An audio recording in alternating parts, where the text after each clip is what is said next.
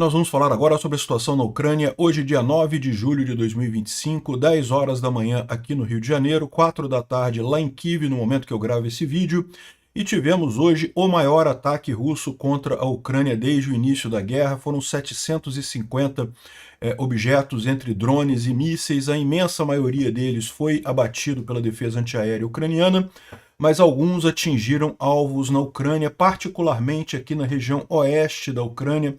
Teve vários alvos visados aqui na cidade de Lutsk.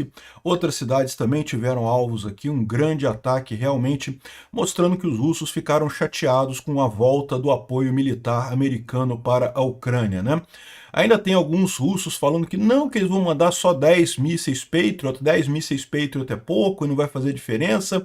Mas a ideia de que todo mundo já viu é que esses 10 mísseis Patriot são só aqueles que já estavam na Polônia indo para a Ucrânia.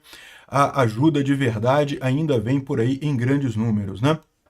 Os ucranianos, por sua vez, fizeram um ataque aqui em Yasnovata, aqui na cidade temporariamente ocupada, próximo a Donetsk, onde tem um grande arsenal russo aqui. Alguma coisa foi explodida aqui com muita força. Os russos continuam sua tentativa de avanço aqui na linha de frente, mas nenhuma mudança significativa, né? E a gente vai falar sobre o Trump, que deu mais declarações, dando a entender que vai ajudar a Ucrânia de verdade a partir de agora, hein? Pode ser que eu tenha entendido errado, vamos ver. Eu só acredito mesmo quando tiver as armas lá com a Ucrânia, né? Mas isso pode indicar uma coisa muito positiva. Na Rússia tivemos mais 2 altos oficiais lá do alto escalão da Rússia que também tiveram acidentes fatais aí de ontem para hoje. Eu tô falando para vocês, está rolando uma purga muito feia lá na Rússia, a situação não tá fácil não, tá? E outra coisa é que a Rússia começou a testar agora o sistema de desligar a internet em regiões da Rússia para caso de pânico, né? Para caso de, lógico, para caso de protestos, né? Ele tem medo da oposição fazendo protestos. Eu fiz um vídeo lá no Ancapsu sobre a nova tecnologia do BitChat que está sendo desenvolvida pelo Jack Dorsey, que não é uma novidade não, tá? Isso já tem alguns aplicativos que usam isso, que permitem a comunicação usando Bluetooth, sem precisar de conexão à internet, sem precisar sequer de operadora de telefonia, né? Isso já foi usado em algumas manifestações na China e isso vai ser uma coisa muito útil para os russos também daqui para frente, aparentemente, né? Eu vou deixar o link no meu vídeo lá sobre esse novo aplicativo do Jack Dorsey aqui na descrição desse vídeo. Não está pronto ainda, está em fase beta e coisa e tal, mas pode ser alguma coisa realmente bastante útil nessa luta contra a censura aqui no Brasil e no resto do mundo, né? Inclusive lá na Rússia. E, bom, o Zelensky está na Europa para participar de uma conferência sobre a reconstrução da Ucrânia. Também temos novidades sobre o Grok, né? O Grok, que é o sistema de inteligência artificial lá do X, do Elon Musk. Ele ontem começou a dar respostas muito favoráveis à Ucrânia e contrária às russas, e aí os russos começaram a fazer ataques de engenharia de prompt para fazer o Grok parecer nazista. E aí o Grok foi desligado porque estaria dando comentários nazistas, mas a visão que eu tenho é essa. O Grok estava sendo sincero, estava apoiando a Ucrânia, o que é uma coisa absolutamente razoável de qualquer um fazer. Quando os russos descobriram o problema, fizeram esse ataque de engenharia de prompt para fazer o Grok parecer nazista e forçar o Elon Musk a derrubar o Grok. Mas vamos ver, vou explicar isso para vocês com calma. Vamos falar sobre esses e outros assuntos em detalhes. Essas notícias foram sugeridas por Zoiudinho da Mamãe, caminhoneiro marítimo cubano em fuga e várias outras pessoas. Obrigado aí ao pessoal que sugeriu notícias lá no nosso site, no wrevolving.com. E obrigado a você que está assistindo o nosso vídeo. Se você gosta do nosso conteúdo, por favor, deixe o seu like, se inscreva aqui no canal, né? Pois bem, então como eu falei, de ontem para hoje foi o maior ataque de toda a guerra contra a Ucrânia em termos de mísseis e drones. Então foram 741 objetos, 728 drones do tipo Shahid e outros tipos de drone. Dos 728, 711 foram derrubados, ou seja, praticamente todos eles foram derrubados. Os mísseis Ra-101 Iskander também, os 7 mísseis lançados, 7 foram derrubados. Agora, os mísseis Kinjal não foram derrubados. Os mísseis Kinjal são os mísseis que os russos dizem ser hipersônicos, não são de verdade, porque, embora eles atinjam velocidade hipersônica, eles não são manobráveis nessa velocidade, então não são míssil hipersônico no sentido correto da palavra, mas são mísseis muito difíceis de abater de fato, né? E só o Patriot consegue abater. Esses mísseis foram exatamente lançados contra Lutsk, aqui no ocidente da Ucrânia, onde não tem ainda um Patriot aqui, e infelizmente esses mísseis atingiram os alvos, né? Então essa foi, você pode ver que a imensa maioria, embora tenha sido o maior ataque russo contra a Ucrânia, a imensa maioria foi derrubada. Por que você percebe isso? Porque com os Estados Unidos voltando a fornecer ajuda militar para a Ucrânia, o pessoal tem menos receio de gastar o pouco que sobrou de ajuda atual dos Estados Unidos, né? Então, esse é o ponto. Por isso que era preocupante a situação que a gente estava ontem, porque como eu já expliquei para vocês, a defesa antiaérea é sempre uma escolha. Você olha aquele míssil vindo e você pensa, vou gastar o meu míssil para derrubar aquele míssil lá? De repente é melhor deixar ele passar, porque ele vai cair num lugar que não tem muita importância, é melhor tomar esse prejuízo do que eu perder esse míssil, e aí eu não tenho esse míssil quando eu precisar para o próximo ataque que vai vir aí, vai vir realmente num lugar perigoso e coisa e tal. Então esse tipo de escolha é feito o tempo todo pela defesa antiaérea, né? E aí o que acaba acontecendo nessa situação? Se você sabe que você tem um estoque agora de mísseis, mas esse estoque é limitado, não vai ser reposto, você tende a ser muito mais cuidadoso. É melhor deixar passar a coisa, porque vai atingir um negócio realmente importante depois. Então, por isso que nos últimos ataques russos a gente viu um número de mísseis e drones sendo deixados passar com maior número. Agora que a coisa normalizou, pelo menos tudo indica que vai normalizar, os ucranianos estão mais capazes, né? Agora, o Kinjal é realmente difícil de você abater apenas com o Patriot, e tudo indica que o Patriot não tem aqui nessa região oeste da Ucrânia, faz sentido, é uma região que é relativamente pouco visada pelos russos, né? Então, a gente sabe que os ucranianos estão priorizando Kiev e outras regiões aqui mais próximas do leste ucraniano, né? Esse daqui é um mapa dos ataques mostrando o caminho que os drones e mísseis tomaram. Então vocês podem ver que o foco foi justamente Lutsk, Jitomir. Teve alguma coisa em Kiev, mas foi pouca coisa. Teve poucas coisas em outros lugares, né? E a estratégia deles foi exatamente mandar um monte de drones aqui em Lutsk, justamente para os drones sobrecarregarem a defesa antiaérea ucraniana aqui na região. Os drones já atuam mais como isso, né? Tanto em Lutsk quanto em Jitomir. E aqui são os 6 Kinjal que atingiram o alvo, tanto em Lutsk quanto em Jitomir. Atingiram o alvo, não conseguiram ser derrubados. Os Ra-101 que estão aqui em vermelho, esses foram derrubados, mas eles aparentemente foram usados justamente para distrair a defesa antiaérea ucraniana nessas regiões, né? Então, ou seja, o grosso foi isso, Lutsk e Jitomir, mas teve coisa em Kiev também, em outras regiões aqui, né? A gente sabe que o oeste da Ucrânia é muito importante exatamente como ponto de entrada de ajuda militar. Então, muito provavelmente, o objetivo dos russos com esse ataque foi dificultar o envio de armas para a Ucrânia. A gente não tem noção se eles tiveram algum sucesso nisso. Eu acredito que não. Os ucranianos já estão cientes desse problema, já têm proteção adequada para esse tipo de coisa, né?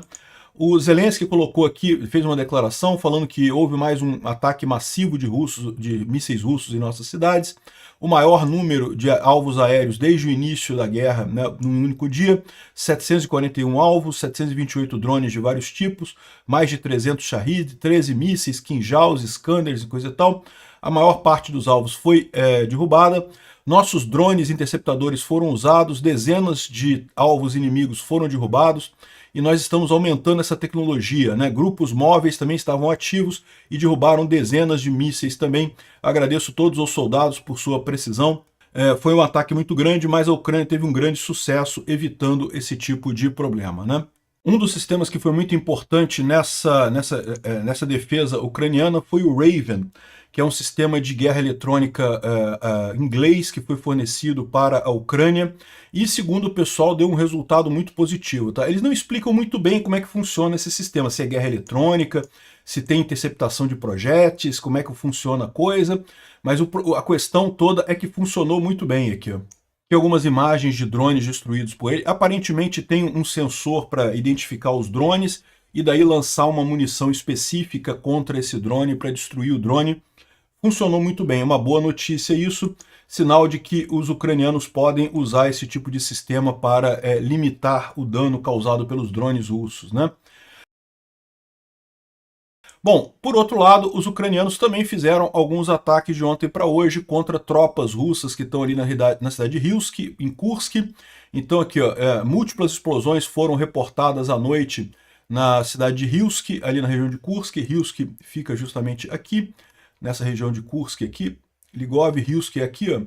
Então os ucranianos teriam feito ataques contra unidades russas aqui, que evidentemente prestam apoio às unidades russas que estão tentando avançar aqui em Sumy, né? Aqui em Sumy a gente tem boas notícias aqui, os ucranianos conseguiram avançar, recuperar mais um pedaço de território aqui que tinha sido tomado pelos russos. Também teve ataque ucraniano em Yasinovataya, nessa cidadezinha aqui próximo de Donetsk. É uma cidade ucraniana temporariamente ocupada pelos russos. Aqui, ó. Yasinovata, essa cidade aqui, os ucranianos conseguiram atingir alguma concentração de tropas russas ali, também com grande sucesso, né? Então, boas notícias aqui para os ucranianos. A gente tem também informações de que o ataque que os ucranianos fizeram em Briansk nos dias 24 e 28 de junho, né? Então, um ataque que já aconteceu há algum tempo atrás, conseguiu realmente destruir essa fábrica de munição ali, aqui, ó, destruiu esse ponto aqui, esse outro depósito aqui e mais esse outro aqui. Ou seja, no final das contas, foi um ataque com muito sucesso, conseguindo interromper a produção nessa empresa aqui. O local guarda, serve e transfere artilharia e equipamento e combustível para as forças militares russas, então realmente um ataque bastante bem sucedido ucraniano aqui.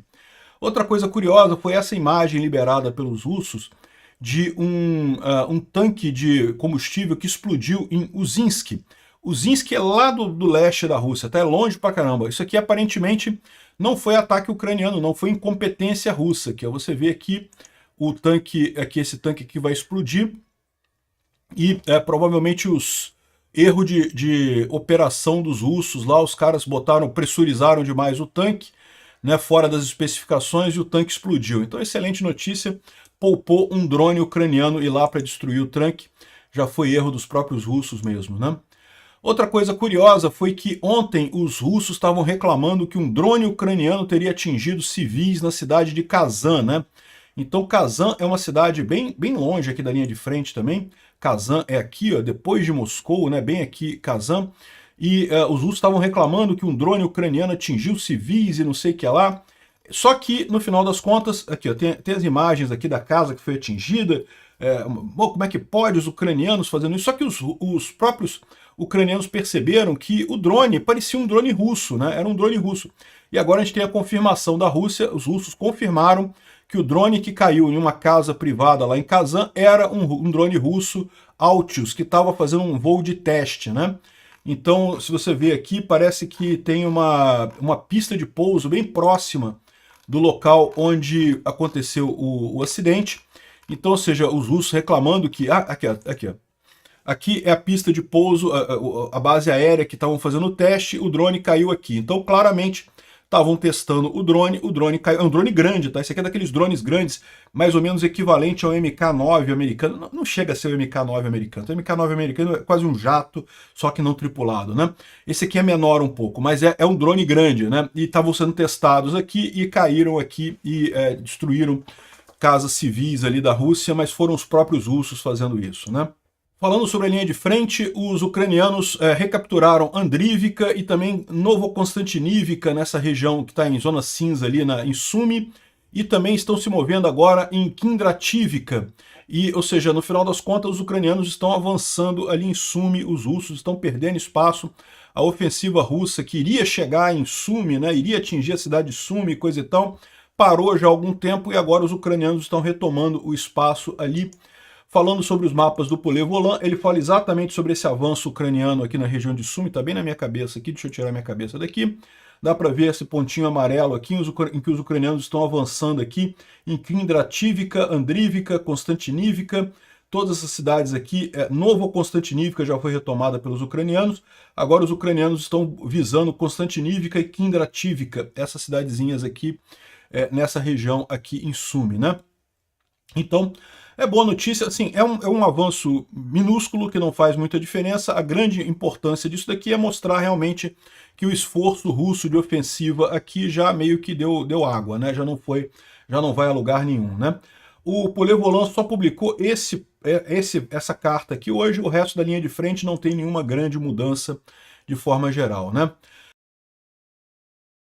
Bom, o blogger russo, o Alexander Karchenko, está reclamando dos drones russos porque dizem que eles não têm repetidores de rádio suficientes, né?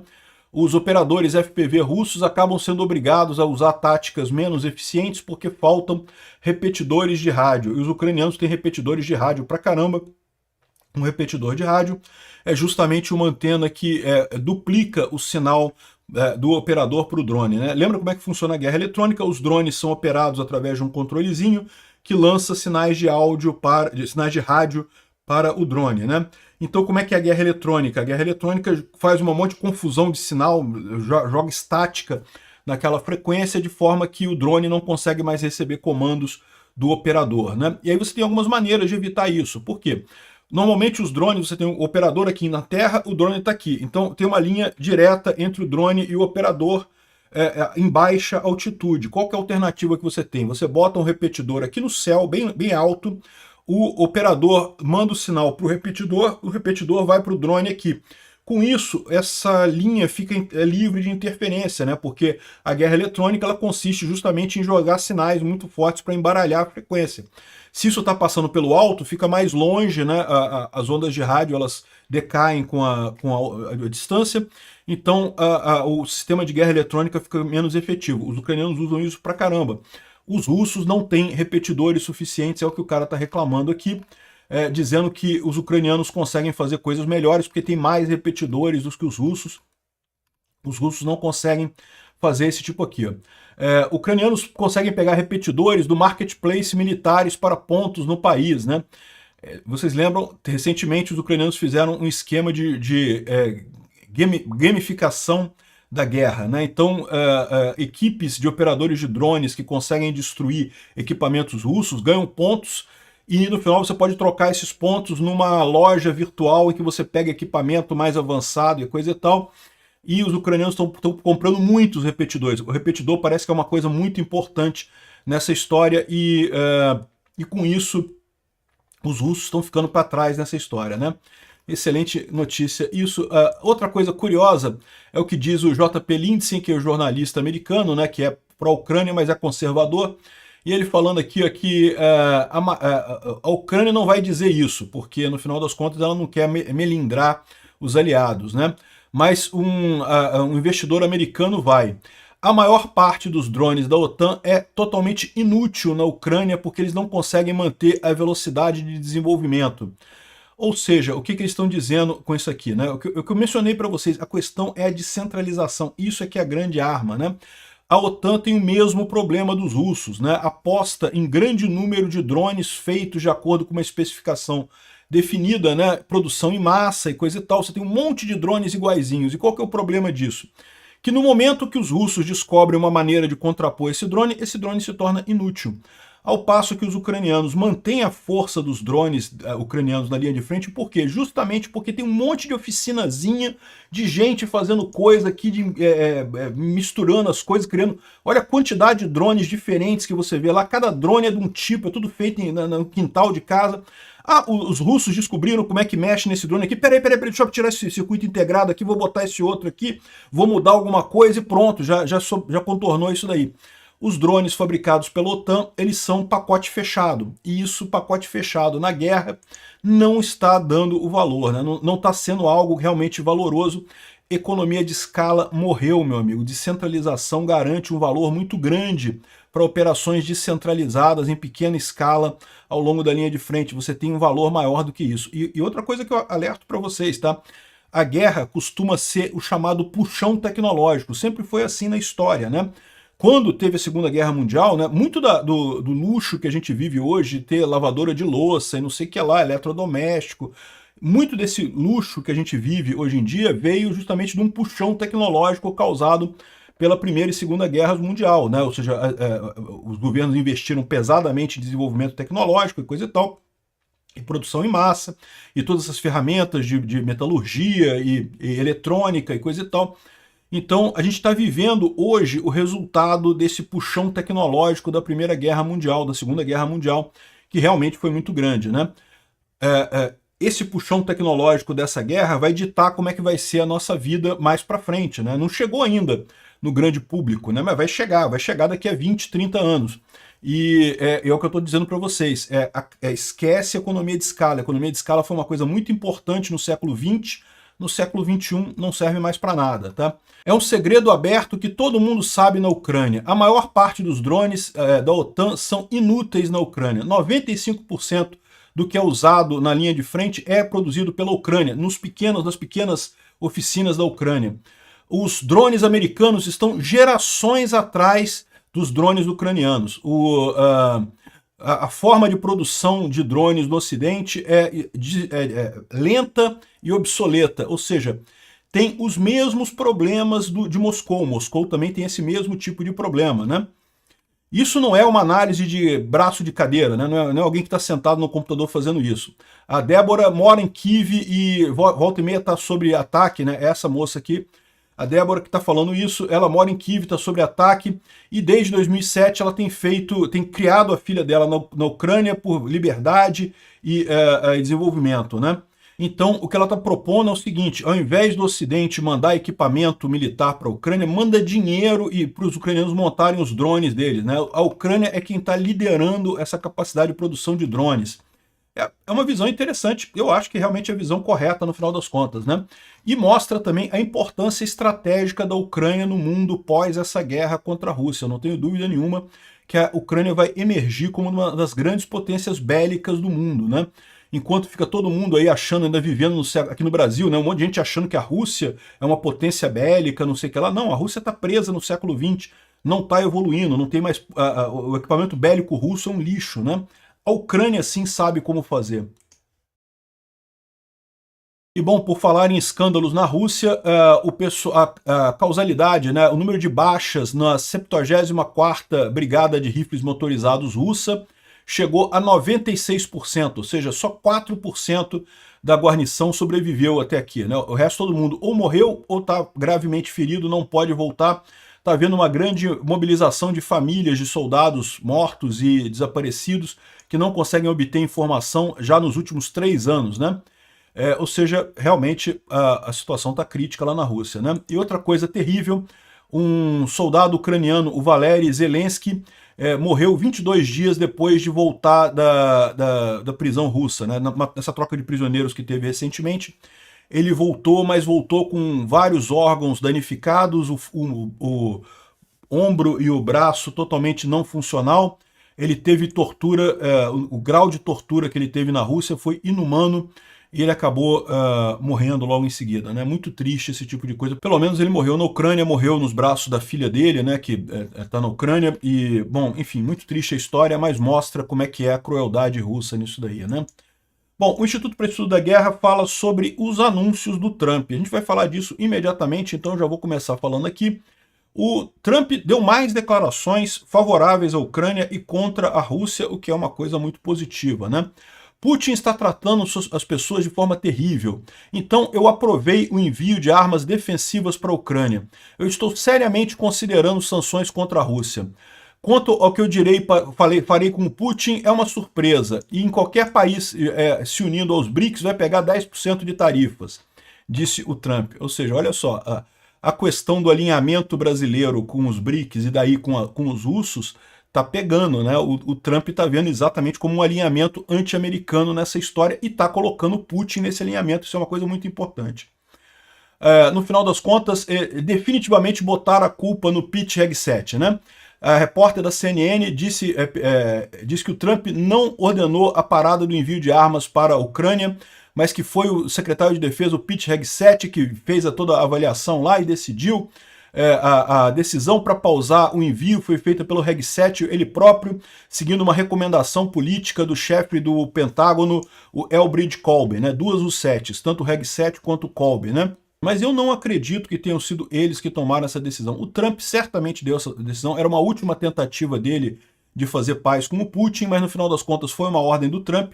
Agora, se esse pessoal aqui tiver certo e de fato o Hegseth traiu o Trump vai ter que fazer alguma coisa com relação a isso, né? Bom, aqui dá para ver o diretor da CIA respirando aliviado quando o Trump anuncia que vai mandar mais armas para a Ucrânia, né? O pessoal está sabendo do grupo das U7s em torno do Trump ali, que está brigando para manter o Reg 7, não, o Reg 7 é tudo sério, né? Até porque ele está sabendo que ele está sendo culpado por essa história, né? Mas o cara da CIA, esse outro cara aqui, ele até respira aliviado, vamos mandar arma para a Ucrânia, beleza. Né? Bem mais tranquilo agora, né? Então, estamos voltando para o caminho certo, né? E o pessoal russo está desesperado com isso, né? Aqui o Fighter Bomber aqui, ó, publicou, o Fighter Bomber é um blogger militar russo especializado em aviação, e ele fala que, dada a tendência inevitável da mudança do número de ataques de centenas para milhares, então isso aqui a gente já tem falado, a Rússia planeja fazer ataques cada vez maiores contra a Ucrânia, de mísseis e drones e coisa e tal, um monte de mísseis e drones contra a Ucrânia. Tem aumentado esses números, mas eu não acredito que eles consigam fazer isso realmente nesse volume que eles estão planejando por muito tempo. Eles podem fazer durante algum tempo vários grandes ataques, mas justamente porque eles sabem que não conseguem manter esses ataques por muito tempo. Mas ele está falando aqui, ó, dado que os russos vão começar a atacar com milhares de drones todos os dias, falar sobre alguns mísseis individuais chega a ser uma piada, né? O maior apoio do povo da Ucrânia foram 10 mísseis que não vão ajudar em nada, não sei o que lá. O que isso vai mudar? Vai mudar para 3 mísseis a mais? O que essa coisa adicional vai ter? Né? De repente vão mandar caixas de ração seca, né? Então o Fighter Bomber está dizendo que não vai ter nada, não, que o Trump não vai mandar muitos mísseis para a Ucrânia. E de fato, o aviso inicial é que seriam 10 mísseis Patriot que já estavam na Polônia, que seriam mandados para a Ucrânia. Mas o que eu entendi, o que todo mundo entendeu, é que é muito mais do que isso. Isso aí é só a parte visível da galera, né? Aqui, ó, agora, segundo informações do exército americano, ele silenciosamente quadruplicou a compra de Patriots, de mísseis Patriot, né, segundo a Bloomberg. O Pentágono planeja gastar 1,3 bilhão neste ano fiscal, que começa em 1º de outubro comprando Patriots. Ou seja, a ideia, eu acho que não é só 10 mísseis, não. Vai ser muito mais do que isso, né? É lógico, você pode falar assim, mas vai produzir esses mísseis a partir de dia 1º de outubro. Mas, de novo, se os Estados Unidos vai ter esses mísseis a partir de outubro, já pode mandar os que estão no estoque americano agora para a Ucrânia, que vai receber muito em breve mais mísseis para o próprio estoque deles, né? Aqui, ó. Trump está considerando mandar mais um sistema de defesa antiaéreo Patriot para a Ucrânia, de acordo com o Wall Street Journal. Ele está criticando o Putin, coisa e tal. A gente sabe que a Alemanha está mandando 2 e talvez o Trump mais 3 sistemas Patriot iria subir o total de sistemas Patriot na Ucrânia para 9, cada vez mais perto dos 12, que seria o ideal, segundo o Zelensky, para a proteção da Ucrânia, né? Então, uma boa notícia isso daí, mais sistemas Patriot para a Ucrânia é uma boa notícia. O Trump também confirmou o uso de armas químicas pelos russos na Ucrânia, tá? Isso é contra todas as normas internacionais. Olha só, eu não sei não, tá? Mas estão convencendo o Trump que ele tem que fazer a coisa correta, não tem alternativa. Nós não vamos permitir nenhuma violação de convenções internacionais, ele teria dito. E ainda vazou um áudio, que certamente vazou pelo próprio Trump, né? Falando sobre um evento de levantamento de fundos em 2024, em que o Trump prometeu bombardear Moscou se o Putin não deixar outra opção para ele, tá? Então repara como é que o Trump tem feito esse negócio de dizer que tentou a paz, tentou a paz, tentou a paz, mas mesmo antes da eleição dele, nos eventos de levantamento de fundos que ele fez para a eleição dele, ele deixou clara a posição dele, que olha só, se o Putin não se comportar, a gente vai bombardear Moscou. Eu não acredito que ele vai bombardear Moscou, tá? Mas basta dar armas para a Ucrânia. Se der armas para a Ucrânia, essa guerra acaba com a vitória ucraniana muito facilmente, né? Ele disse no levantamento de fundos dele, né, que ele estava falando sobre a invasão de 2022 da Ucrânia pela Rússia, né? E ele teria, se ele fosse presidente, ele teria dito para o Putin, se você for na Ucrânia, eu vou bombardear toda Moscou, né? Eu estou dizendo que eu não tenho outra escolha. E ele diria, eu não acredito em você e coisa e tal. No entanto, ele invadiu em 2022, daí essa história do Trump falar que é a guerra do Biden e coisa e tal. Ou seja, na verdade, isso aqui é só retórica de campanha, né? Não sei se tem verdade nisso daqui, mas o fato é, mostra uma retórica de campanha pró-Ucrânia que ele está lançando agora. A minha visão é aquilo que eu avisei para vocês que aconteceria. O Trump, primeiro, ia desistir do acordo de paz, ia ver que não tem jeito. Depois vai perceber que a única saída que ele tem é justamente armar a Ucrânia e muito, né? Vamos ver o resultado disso daí. Outras boas notícias da Europa, tá? O Tribunal de Haia deu 2 julgamentos contra a Rússia na quarta-feira, dizendo que a primeira que a Rússia violou a lei internacional durante o conflito na Ucrânia. Então é a primeira vez que eles culpam a Rússia por violação de leis internacionais. Isso ainda é pelo conflito de 2014, tá? Ou seja, pela invasão da Crimeia e do Donbás em 2014, agora que os tribunais estão chegando no veredito, né? Tribunal é assim mesmo, né? E também definiu que a Rússia é a culpada pela derrubada do voo MH17. Vocês lembram aquele voo que custou 300 vidas, principalmente de holandeses que estavam indo para Kuala Lumpur, né? Então, foram esses 2 julgamentos lá na Corte de Direitos Humanos. Declarou a Rússia culpada em ataques aí crimes contra a humanidade, né? Lógico, isso não tem nenhum efeito neste momento, mas você pode saber que se a batata do Alexandre de Moraes aqui no Brasil está assando, a batata do Putin na Rússia já está cozinhando há muito tempo já está totalmente cozida, já totalmente destruída, né? Bom, a Europa está considerando planejar 100 bilhões de euros para financiar o apoio à Ucrânia nos próximos anos, aí no orçamento dos próximos anos, né? Ou seja, isso serviria tanto para ajudar a Ucrânia durante a guerra com a Rússia, quanto para depois participar na reconstrução da Ucrânia. É o que eu falo para vocês. Toda guerra, à medida que o tempo vai passando, se torna uma guerra econômica. Quem tem a melhor economia ganha, né? E a Rússia, por mais que tenha uma economia maior que a Ucrânia, a Rússia não tem apoio de ninguém significativo. A Ucrânia tem. Então não tem jeito, a economia vai falar mais alto, né? E o Putin não está tratando os direitos humanos correto, ele está matando um monte de pessoas. Eu acho que esse tweet ficou fora de ordem aqui. Era junto com os outros tweets que eu falei antes, né? Do Trump reclamando do Putin e coisa e tal. Enfim. Outra notícia importante é que o Lindsey Graham disse que aquele pacote de sanções contra a Rússia que prevê o aumento de impostos, o aumento de tarifas para países que comprarem óleo russo, deve passar no Senado esta semana, vai ser votado esta semana no Senado americano. Tem tudo para passar e do jeito que o Trump está motivado agora, tem tudo para aprovar esse pacote de sanções com a Rússia. A Rússia já está batendo o modo desespero, né? Ela começou a testar um shutdown da internet em todo o país. Então várias localidades aqui tiveram testes de shutdown da internet, né? 79 das 89 regiões foram desligadas da internet para testar essa situação. Não explica, não dá essa dica para o Alexandre de Moraes ou o Putin, porque ele vai querer isso aqui no Brasil também. Só que a gente tem a boa notícia que eu já falei para vocês das redes mesh.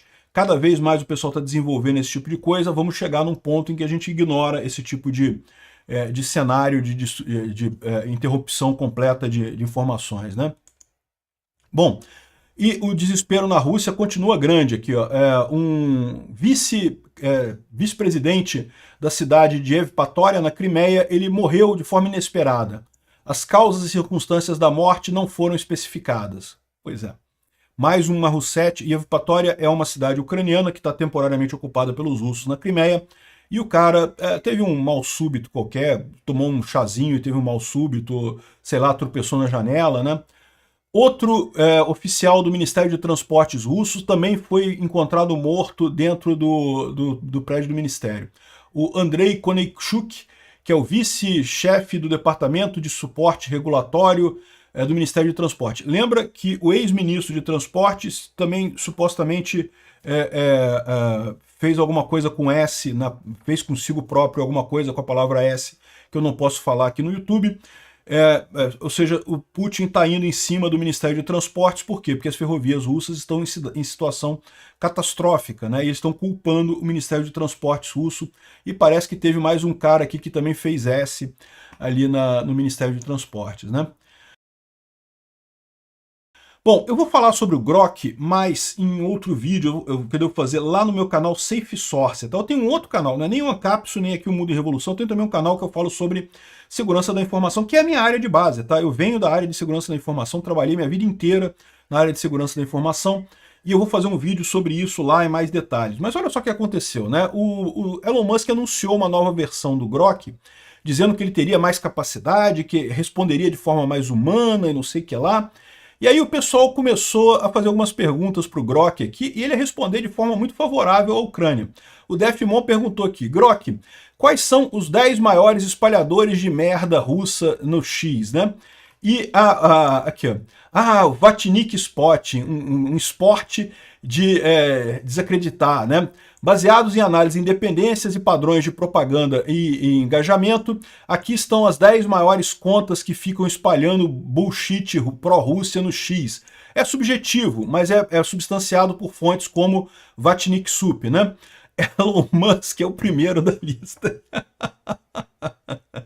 Elon Musk, Tucker Carlson, Tim Cast, Jackson Hinkle, Jordan Peterson, Tulsi Gabbard, aquela Marjorie Taylor Greene, Scott Ritter, George Galloway e Benny Johnson, ou seja, a galerinha toda do MAGA pró-russo aqui, todo mundo aqui na lista, né?